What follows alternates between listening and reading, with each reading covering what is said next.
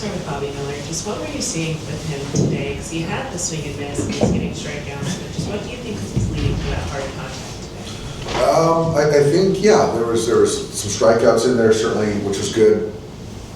But you know, when you get a 7-1 lead, you've got to be able to go deeper in the game. You have to. You got to be able to chip outs. You've got to get count leverage. They're a young, aggressive ball club swinging the bat, and you just can't get behind. And you know, when you start running deep counts, then you're going to make mistakes. And case in point was a totally at bat, hanging breaking ball with count leverage. And you've just got to, you know, Bobby's just got to learn to navigate innings better and to go deeper in games. But the stuff is good. The curveball was good today. The command of the fastball was good. The changeup and the slider were just non-competitive, and so that's something that we got to get back to. But it's a learning lesson. I think there were some encouraging things in the sense of the strikeouts that we talked about. You know, he's trying his tail off. He's competing. He didn't run from it. But yeah, you do have to understand how to navigate hitters and innings to go deeper in games. As much as we saw the big swings from the top of the order, how encouraging was it to see the bottom of the order really get going today? It was really good to see. I think what stands out, obviously, I thought Andy the last couple of days is swinging the bat a lot better. Max is taking really good at bats. I thought that at bat versus Peralta was his best at bat of the season, missing a homer, hitting a foul, lining the ball, taking some good pitches. So him getting on base certainly is very helpful for our ball club and the bottom of the order, and just some good things. But obviously what Shohei and Freddie did tonight was you know, really stood out. With Bobby, like an inning like the third, when you kind of envision him growing and improving, like how does he kind of navigate that better? Like where did that inning kind of get away from him? Well, I think that you didn't see any ground balls tonight. I thought there were opportunities to get a ground ball double play, getting in and out of at-bats in 1-2 pitches, certainly with an aggressive hitting team, understanding how to minimize damage. I think those are the things that he's been around long enough. He's pitched well up here. He certainly has the talent to do that. And so I think that's something that he's got to continue to keep from line. You kind of expecting Shohei to hit one over the pavilion one of these days? Yeah, I do. If it was a day game or as we get into the summer, that ball's out of the stadium. So it's going to happen at some point.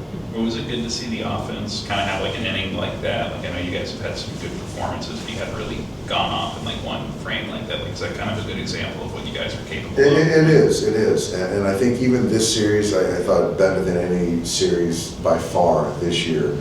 We've done a good job of building innings and creating some stress, beating the starter, and we did that 3 times this series. So that was encouraging, and we're going to have our hands full this coming series. We've got some good arms that we're going to be seeing, so it'll be a good test for us. Did you expect to be able to get 3 innings out of Ben today?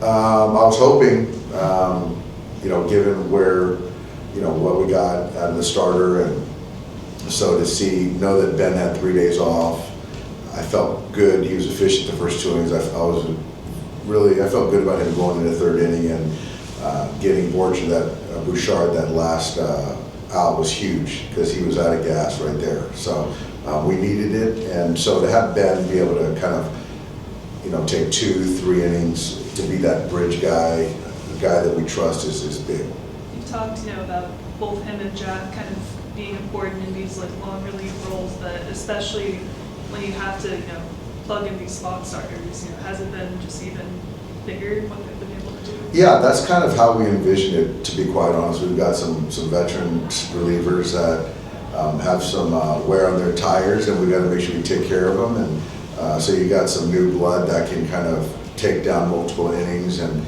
so those 2 guys, obviously, we've counted on a lot. I think we've done a good job with kind of managing their days in between. So yeah, Ben, I think, will be back online on Sunday. So he'll get his ample rest and be able to take down 2 or 3 innings will be huge. And Jack's done a fantastic job as well, yeah. Yeah, when Max has struggled in the past, when his plate discipline has gotten better, it's kind of helped him turn a corner. Do you see that what he's done in this series, does it kind of lead you to think that maybe he has turned a corner a little bit? He has turned the corner, he has. His work's been good. He's seeing the ball much better. He's not as jumpy, not as quick onto his front side. When he's walking, those are good signs.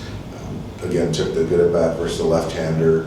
So yeah, when he's getting on base, and it was a ton this series, then that's a good thing. So I do think that he's turned the corner, yeah. How beneficial just is this upcoming road trip in regard to the off days and how it can, I guess, either reset the bullpen, but also give you, I guess, maybe just different options for a potential fifth spot starter? Really good. You know, I think right now with the off day, we'll be reset as far as the pen, and then getting Yosh, and then Roki, and then Glasnow on Sunday. I feel good about the pitching.